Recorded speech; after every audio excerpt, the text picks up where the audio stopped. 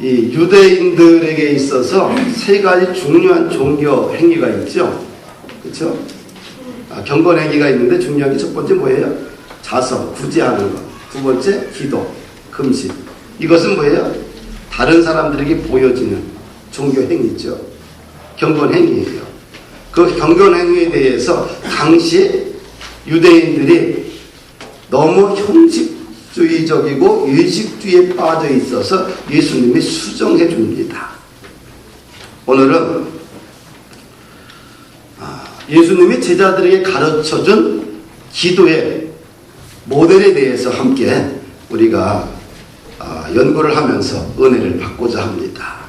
이 주기도문은 일상적으로 우리가 세례 받을 때 암송을 해야지만 어떻게 돼요? 세례식을 줬어요. 그래서 항상 주기도문 하게 되면 예배가 끝마친다. 그래서 앵무새처럼 어떻게 돼요? 그냥 암송하고 끝나고 그렇게 이제 예배를 마무리가 되었는데, 사실은 신앙이 약할 때는 그냥 별 의미가 없지만 신앙이 깊어지고 성숙하면 성숙할수록 이 주기도문이 굉장한 파워풀한 능력이 있다는 것을 그때부터 우리가 느끼기 시작을 합니다. 주기도문은 아주 간단하게 예수님께서 분석을 해주셨어요. 하나님의 이름을 불러요. 이름을 부르고 그 다음에 6가지 청원으로 구성되어 있는데 3가지 당신 청원과 3가지 우리 청원으로 되어 있고 그 다음에 마지막으로 성령으로 끝나게 되어 있어요. 굉장히 짜임새 있고 체계적이다. 아주 구체적입니다.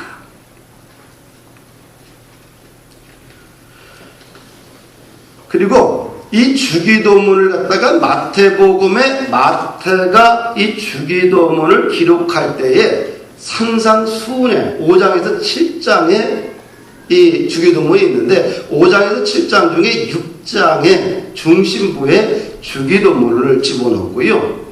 또 이 주기도문은 이 종교인들이 가장 중요한 경건행위 자선과 기도와 그 다음에 금식 가운데 위치를 시켰어요. 글 쓰는 저자들은 그 내용을 어디다 집어넣어야 될 것인가를 생각하고 넣습니다. 왜 이렇게 가장 중심부에 마태라는 저자가 예수님의 기도를 다루고 있을까? 왜 치밀한 이런 문학적 구조 속에서 이걸 담아놨을까? 왜 산상수훈 중에 핵심 중에 핵심의 주기도문을 넣었을까? 이것은 마태가 우리들에게 전달하고자 하는 메시지가 있기 때문입니다. 이 주기도문은 하나님의 백성들이 추구해야 될 삶의 방향이고 가치이고 중심 주제이기 때문에 마태가 의도를 가지고 이 가운데에다가 문학적 구조를 가지고 넣었다고 봅니다. 첫 번째 주기도문이 이렇게 시작을 합니다. 너희는 이렇게 기도하라. 하늘에 계신 우리 아버지여. 하나님의 이름을 부르면서 주기도문이 시작이 됩니다. 예수님이 제자들에게 가르쳐준 기도의 대상이 누구냐면 하늘에 계신 우리 아버지라는 거예요. 아버지. 하나님은 아버지다. 아버지라는 말은 헬라어로 아빠입니다. 아빠입니다. 하나님을 아빠라고 부르면서 기도를 하라는 거지요. 하나님을 아빠라고 부른다는 것은 뭐냐면 하나님과 나와 친밀감을 이야기해, 친밀성을 이야기합니다. 아빠라고 부르는 것은 언약 신학의 가장 중요한 표현 방식입니다. 하나님이 이스라엘 백성들 선택하시고 구원하시고 자기 백성 삼으시고 그들에게 하나님 노릇해 준다는 거예요. 아빠가 되어 주신다는 거예요. 그래서 성경에서 아빠, 아버지는 언약 신학에 굉장히 중요한 용어이지요.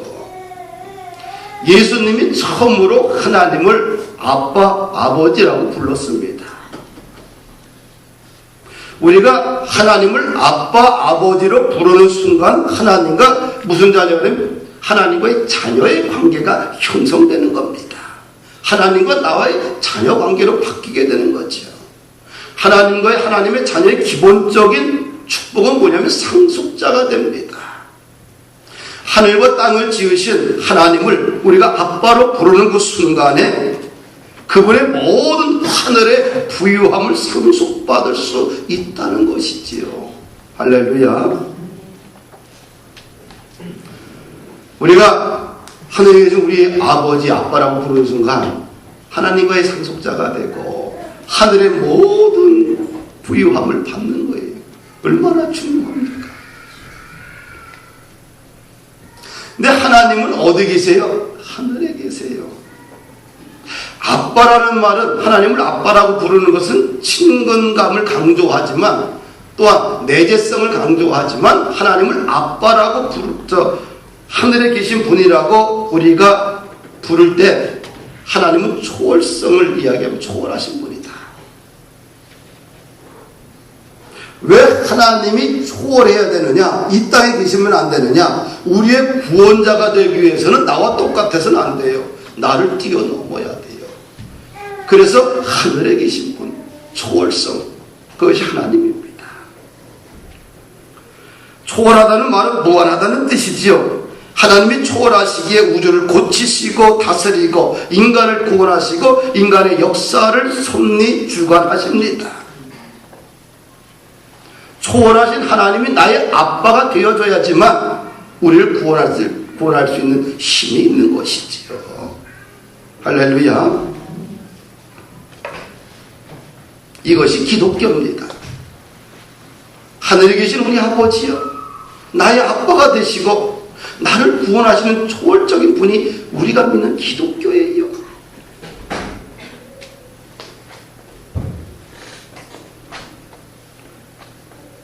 우리가 살면서 땅의 아버지 때문에 스트레스 받잖아요.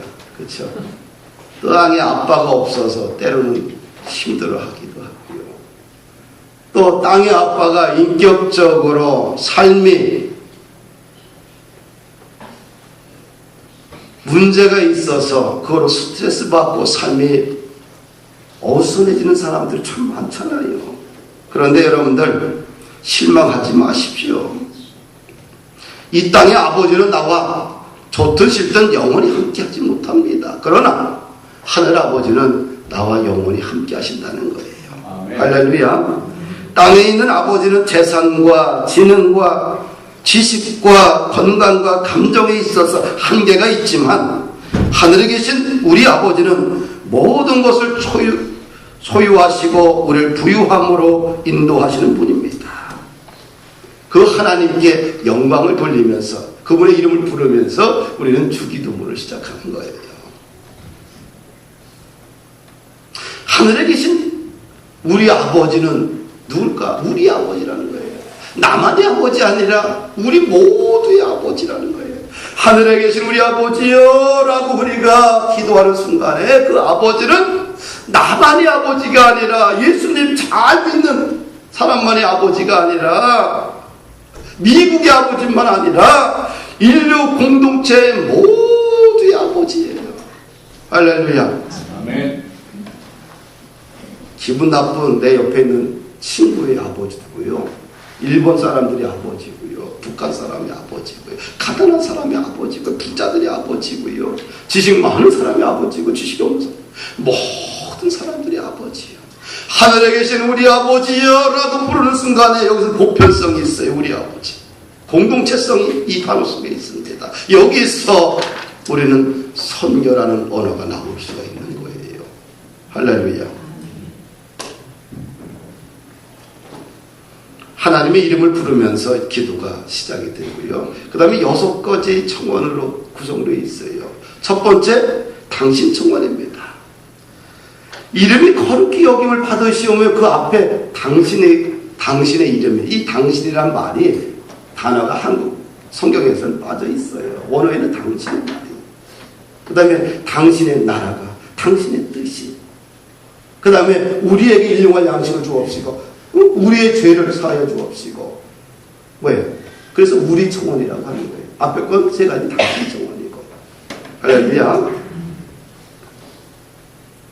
우리가 기도할 때에 하나님의 나라가 내 인생 속에 임재해달라. 하나님의 뜻이 내 삶 속에 이루어지길 원합니다. 일용할 양식을 주시옵소서. 나를 시험에 들지 말게 하옵시고 악에서 구해달라. 이런 기도보다 더 먼저 해야 될 것은 뭐냐면 당신의 이름이, 하나님의 이름이 거룩히 여김을 받게 해달라는 기도를 먼저 해야 된다는 거예요. 할렐루야. 우리의 기도의 순서를 하나님께서 가르쳐주고 있는 것이지요. 기도의 순서. 하나님의 이름은 그분의 명예와 영광과 직결되기 때문입니다. 나의 필요보다 더 먼저 기도해야 될 것은 뭐냐면 하나님의 명예와 영광을 위해서, 그분의 이름이 존중받기 위해서 먼저 기도해야 된다는 거예요. 할렐루야. 구약에 보면 하나님의 이름이 참 다양하게 많습니다. 그 하나님의 이름 중에 대표적인 이름이 뭐예요? 야훼라는 거지요. 여호와, 야훼. 스스로 존재하는 자, 영원자, 이런 뜻입니다. 또 전능하신 하나님, 엘로힘 하나님은 전능하신 분이 모든 것을 다 하실 수 있는 하나님. 여호와 이레는 모든 것을 준비하신 하나님이에요. 여호와 라파는 모든 인간의 질병을 치료하신 하나님이라 뜻입니다. 여호와 니시는 승리를 주시는 하나님이고요. 여호와 삼마는 상황과 환경 속에서 함께 계시는 하나님이고요. 여호와 샬롬은 우리에게 평강을 주시는 하나님이고, 여호와 라하는 길을 잃고 방황하는 양떼를 인도하시는 목자이신 하나님의 이름입니다. 이 하나님이라는 이름 속에 다양한 하나님의 속성을 가지고 있어요. 그래서 우리가 하나님의 이름을 부를 때에 하나님이 기뻐하시는 거예요. 우리가 아버지 이름을 부를 때 뭐예요? 기뻐하시는 것처럼 하나님의 이름을 거룩하게 우리가 부를 때에 하나님께서 우리 인생 속에 함께 하십니다. 할렐루야. 제자들에게 예수님이 말합니다. 하나님의 이름을 어떻게 불러야 되느냐? 거룩히 여김을 받게 해달라는 거예요. 하나님의 이름을 망령 때 일컫지 말라는 겁니다. 오늘날 우리가 입술을 통해서 하나님의 이름이 얼마나 가볍고 경솔하게 불려지고 있는지 모릅니다. 거룩하다는 개념은 하나님께 속한다는 것이죠. 하나님의 이름이 거룩히 여김을 받게 해달라는 기도는 하나님께 전적으로 내 신앙과 삶이 속해 있겠다는 결단입니다. 세상에 속하지 않겠다는 거죠. 눈 떠요. 눈 떠. 다. 잠자로 교회 왔어요. 몇 사람? 응? 왜 눈 감고 있어? 왜?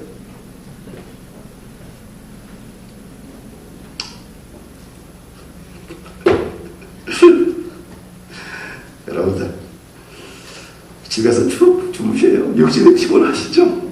많이 피곤해. 우리 집사람도 꾸벅꾸벅 자고 있단 말이에요. 비행기를 열 몇 시간 타고 와서도 사람이 정신이 있어야지만 살아나는 거예요. 정신이 흐리먹다 가면 인생이 사단이 잡아가 그 영혼을요. 사단은 뭐예요? 원수마귀 사는 호시탐탐 우리의 인생을 도둑질하고 노력하고 우리의 영혼을 빼앗고 우리의 자녀들과 우리의 사업장과 일터를 망가뜨리고 있는데 가만히 있다가는 다 잃어버려요. 영혼도 잃어버리고 신앙도 잃어버리고 가족도 잃어버리고 재산도 잃어버리고 다 잃어버려요. 잃지 않기를 축복합니다. 아멘. 할렐루야. 아멘. 우리가 정신만큼 살아있어야 돼요. 아멘. 아멘. 하나님의 당신의 이름이 거룩히 여김을 받게 해달라는 기도 속에는 뭐냐면 이제는 구별돼 살겠다는 거겠죠. 그렇죠? 네. 이제는 세상에 속하지 않고 하나님께 속하고 살겠다는 겁니다. 내 인생의 모든 삶을 구별해 살겠다는 결단이죠. 사랑하는 여러분들, 그러면 어떻게 하면 그분의 이름이 거룩해질 것인가, 존귀해질 것인가? 하나님을 우리가 의지할 때 그분의 이름이 존귀해집니다. 아멘? 주님 앞에 가까이 날마다 나올 때 그분의 이름을 우리가 존귀하게 하는 겁니다. 그리고 가장 귀한 것을 하나님께 드릴 때에 우리는 그분의 이름을 존귀하게 하는 것이지요. 시편 96편 8절의 9절을 보니까 여호와의 이름에 합당한 영광을 그에게 돌릴지어다. 예물을 들고 그의 궁정에 들어갈지어다. 아름답고 거룩한 곳으로 여호와께 예배할지어다. 온 땅이여 그 앞에 떨지어다. 하나님의 이름을 거룩하게 한다는 것은 가장 존귀한 것을, 가장 귀한 것을 드리는 것을 기뻐할 줄 알아야 돼요. 요즘 보면 교회에서 드리는 것을 강조하면은 성도들이 싫어한다고 합니다. 시험에 빠진다고. 드리지 않고서 어떻게 하나님의 나라가 세워지고 신앙이 성장하고 성숙하고 여러분들의 인생이 펼쳐지겠어요? 드림을 잃어버리는 것은 인생이 하늘문이 닫히는 거예요. 너무 신앙들이 타락을 해서 드리는 것은 아까워합니다. 자식을 위해서, 자신을 위해서는 쓰는 것에 대해서는 아깝지 않고 하나님께 드리는 것은 아까워합니다. 하나님께 뭘 하는 것에 대해서는 적당한 것만 하려고 합니다. 하나님을 거룩하게 여기고 존귀하게 하는 사람은 뭐예요? 하나님께 드리는 것을 좋아해요. 드리면 열린다. 따라합시다. 드리면 열린다. 나는 내 인생이 열립니다. 왜 그럴까요? 난 드리는 걸 좋아해요. 그렇다고 많아서 드리는 게 아니고 그냥 다 드리는 걸 좋아합니다. 저는 몰빵하는 걸 좋아해요. 전부를 드리는 것을. 그러니까 어떻게 돼요? 하나님이 환경을 열어주시는 거예요. 아멘. 왜? 나는 삶을 통해서 경험했기 때문에 이야기를 해요. 나는 내가 경험하지 않은 건 이야기하지 않습니다. 내가 만난 하나님을 위해서 내 인생을 드리고 내 재능을 드리고 내 물질을 드리고 내가 가지고 있는 것 전부를 드렸을 때 하나님이 내 인생을 책임져 주는 것을 나는 계속해서 경험하고 느끼고 살아가고 있기 때문에 하나님의 이름을 어떻게 존귀하게 되느냐? 영광을 내가 취하면 안 돼요. 누구? 하나님께. 모든 영광은 하나님께. 따라합시다. 모든 영광은 하나님께. 아멘. 그리고 우리가 생활을 통해서 하나님의 이름을 존귀하게 해야 돼요. 우리가 거룩하게 살지 못하고 경건하게 살지 못하고 지저분하게 살면 이방인들에게 하나님의 이름이 모독을 받아요. 나의 삶은 하나님의 인격과 직결되어 있다는 거예요. 목사는 목사다워야 돼요. 전도사는 전도사다워야 돼. 안 그러면 때려치워야 돼. 왜 목사를 하고 왜 전도사를 해? 나는 그렇게 생각해요. 선교사는 선교사다워야 돼요. 내가 선교사들 많고 똑똑하게 얘기해. 선교사 됐으면 생명을 걸 줄 알아야지. 아니 왜 뭘 선교사로 가? 돈 낭비하고 시간 낭비하고 고생하고. 장로는 장로다워야 돼요. 장로가 평신도가 돼서는 안 돼. 계급자 돼야 돼. 권사는 권사다워야 돼요. 안수집사는 안수집사 다워야 돼. 교사는 교사 다워야 되는 거예요. 대통령 다워야 돼. 할렐루야. 이것이 잘되는 가정이고 잘되는 나라고 잘되는 교회예요. 아버지는 아버지 다워야 되고 엄마는 엄마 참 그런 삶을 살아야 돼. 엄마가 애 같으면 그 가정이 어떻게 되겠어요? 콩가루 집안 되지. 사랑하는 여러분들, 생활이 좀 달라야 돼요.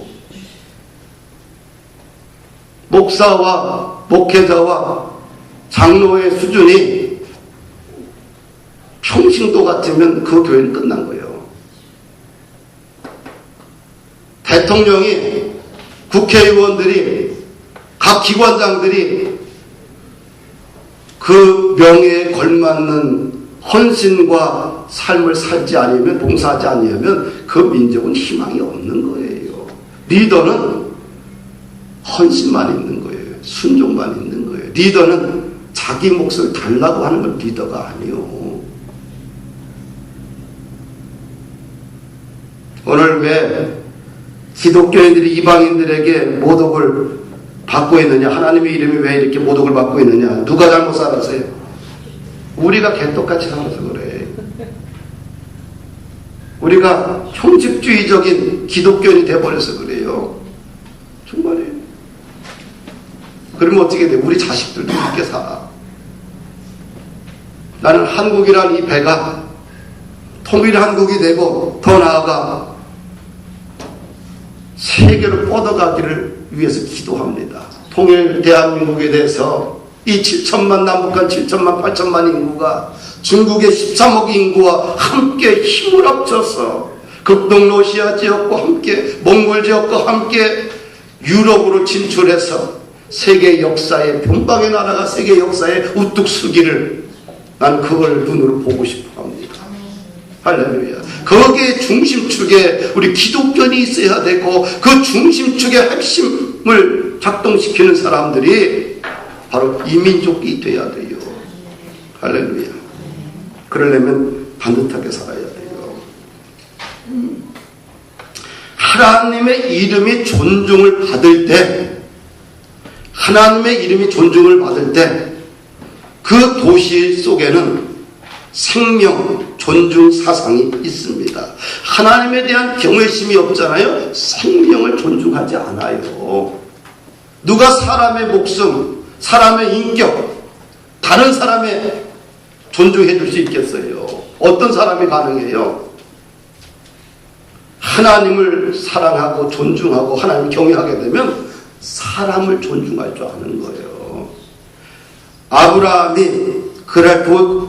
가나안 도시 그랄 땅에 갔어요. 그런데 봤더니 하나님을 경외하는 그런 생명 존중 사상이 없는 거예요. 경외하는 마음이 없으니까 생명에 대한 두려움을 찾아요. 그래서 아비멜렉이 자기를 죽일까봐 자기 아내 사례를 갖다가 누이라고 속이고 자기 아내를 부인으로 줘요. 왜? 생명의 위협을 느껴서 하나님을 경외하는 마음이 없다 보니까 생명의 두려움이 있는 거예요. 오늘날 왜 이렇게 살인과 다양한 이 사회적인 저주들이 싹이 나서 검버섯처럼 이 지구촌을 뒤덮습니까? 하나님에 대한 존중 사상이 없었대요. 하나님에 대한 존중과 하나님에 대한 경외가 있으면 생명에 대한 존중이 있는 거예요. 할렐루야. 인권 존중 사상은 기독교의 신앙적 유산입니다. 하나님에 대한 경외심 없이 약자의 권리나 존중이나 생명에 대한 경외심으로 발전할 수는 없습니다.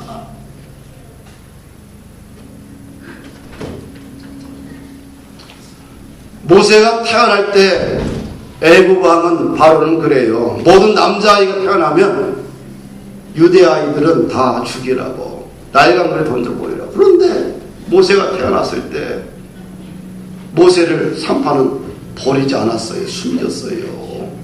신고하지 않았어요. 숨기게 되면 자기의 생명이 죽임을 당하는데 자기의 생명을 맞바꾼 거예요. 왜 그랬을까요? 그 산파에게, 애국 산파에게 뭐가 있어요? 하나님에 대한 경외심이 있었기 때문에 그 아이를 신고하거나 죽이지 않은 거예요. 생명에 대한 존중 사상, 하나님에 대한 경외 사상이 여러분들의 자녀들 속에 있으면 당연히 부모를 효도하지요. 인격을 존중하지요. 하나님에 대해서 불안당들은 사람에 대해서 불안당이요. 내가 경험해보니까 그래요. 인격도 모자라고 품위도 떨어지고. 사랑하는 여러분들, 하나님에 대해서 정말 사랑하고 그분의 이름을 존중하고 그분을 정말 마음에 우리가 섬기잖아요. 그러면 기본적인 인권 존중 사상, 생명 존중 사상이 그냥 자연스럽게 그냥 그냥 밑에 있어. 할렐루야. 그래서 하나님의 이름을 거룩히 여기라는 거예요. 여러분의 가정 속에 하나님의 이름을 존중하잖아요. 그 가정 속에 흐르는 그 생명 존중 사상. 그냥 효도하라. 안 가르쳐도 효도하는 거예요. 가장 기본적인 거를 가르치지 않고 어떻게 돼요? 안 알고 나니까 다른 걸 가르치려니까 안 되는 거예요. 로마서 1장 21절 이하를 보게 되면 하나님께 영광 돌리기를 거부하고 하나님을 미워하는 그 시대를 쫙 이야기를 해요. 탐욕, 추악, 악에 가득하고 시기에 살인, 분쟁, 사기, 악독, 수군수군, 비방, 하나님 미워, 능욕, 교만, 뭐 등 부모고요. 엄청나게 이야기를 해요. 왜 이런 이야기를 할까요? 하나님에 대한 경외가 없다 보니까 세상은 이렇게 추악해버리는 거예요. 할렐루야. 여러분들 이렇게 1년에 몇 차례씩 가족들이 모여서 우리가 행사가 많잖아요. 그러면 거기서 찬양이 올라가고 어떤 사람은 피아노 치고 어떤 사람은 또 찬양을 하고 그런 가정이 아름다울 거예요. 모여서 고스톱이나 치고 맨날 큰 소리 어거가는 집이 행복해 보일 거예요. 문화가 벌써 전해주는 문화와 분위기가 틀린 거예요. 그렇죠? 그래 안 그래요?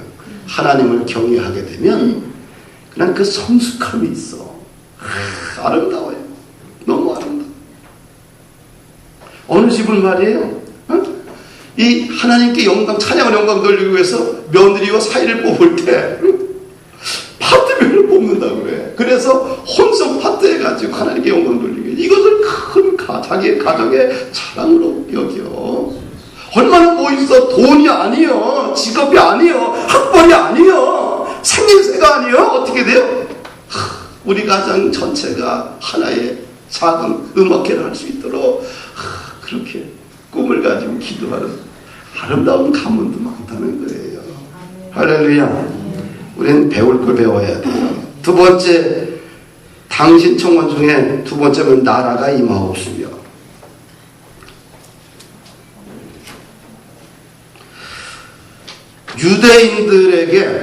유대인들과 예수님이 이야기하는 나라는 어떻게 돼요?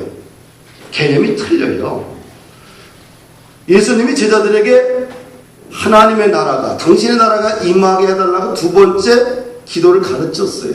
그 나라가 유대인들이 생각하는 나라는 어떤 나라냐면 민족 해방입니다. 정치적 독립이 있죠. 왜? 로마의 속국이니까. 그리고 각 나라로 퍼져서 살고 있는 디아스포라 유대인들의 본국 귀환이에요.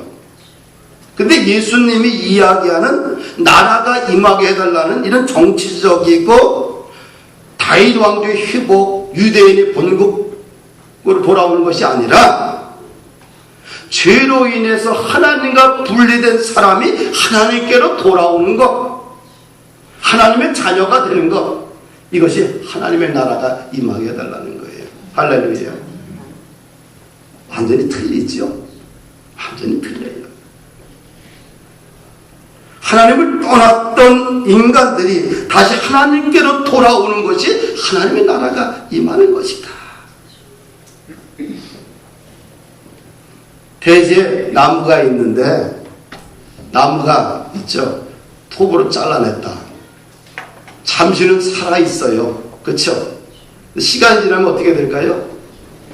당시 잘랐을 때는 어떻게 돼요? 그냥 그대로 그 모습 주고 있지만 시간이 지나면서 이파리가 말라 떨어집니다. 대지에서 뽑힌 나무를 보게 되면.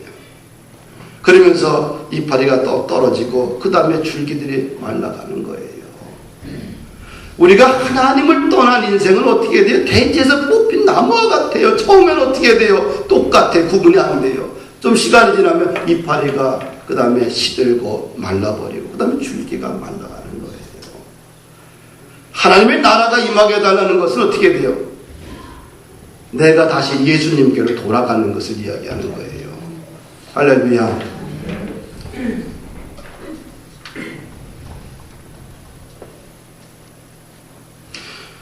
내가 당신의 나라가 임하게 해달라. 내가 날마다 십자가 앞에 주님의 자녀로 서겠다는 고백입니다. 그리고 내가 알고 있는 모든 일가 친척 가족 형제자매들이 하나님의 나라가 임하게 해달라는 것은 그들이 예수 믿고 돌아와서 하나님의 자녀가 되기를 원해서 기도하는 것이지요. 하나님을 떠난 인생은 결핍의 삶입니다. 왜냐하면 하나님의 나라 그 왕국 자체가 그의 가정과 그의 인생이 없기 때문에 그 자체로 결핍입니다. 근데 이 궁극적인 결핍은 하나님을 떠난 사람들은 궁극적인 결핍이 찾아오는데 뭐를 통해서 채워지냐? 하나님의 나라를 통해서만 결핍이 채워진다는 거예요. 시편 23편을 보십시오. 구원받은 상태의 아름다움을 묘사하고 있죠. 시편 23편은 결핍의 흔적이 전혀 없어요. 오직 풍요로움과 배부름과 기쁨과 만족과 행복이 가득 차 있죠. 이것이 하나님의 나라예요. 여호와는 나의 목자시니 내게 부족함이 없으리로다. 할렐루야.